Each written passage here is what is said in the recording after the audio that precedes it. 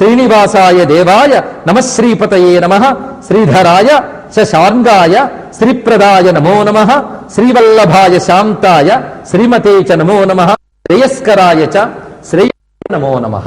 ఇదంతా కూడా శ్రీతోనే వచ్చింది చూడండి. శ్రీ అంటేనే ఆశ్రయశక్తి. అందుకే ఆశ్రయాయ నమో నమః, నమ శ్రేయస్వరూపాయ శ్రీకరాయ నమో నమః, శరణ్యాయ వరేణ్యాయ నమో భూయో నమో నమః.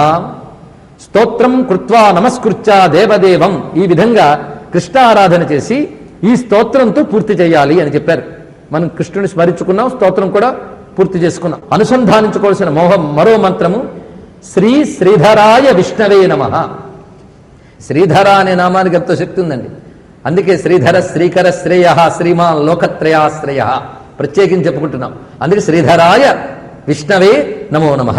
ఇంకా ఇక్కడ గోపాల సంబంధమైనటువంటి ఉపాసన చాలా చెప్పారు. ఇప్పటికి నేను ఎన్ని చెప్పుంటాను ఉపాసనలు. ఉపాసనలు మాకు ఎందుకంటే అనొచ్చు, కానీ శ్రమ లేకుండా తేలిగ్గా అందరిని ఉపాసిస్తున్నారు. ఇప్పుడు ఆలోచించుకోండి మీరు.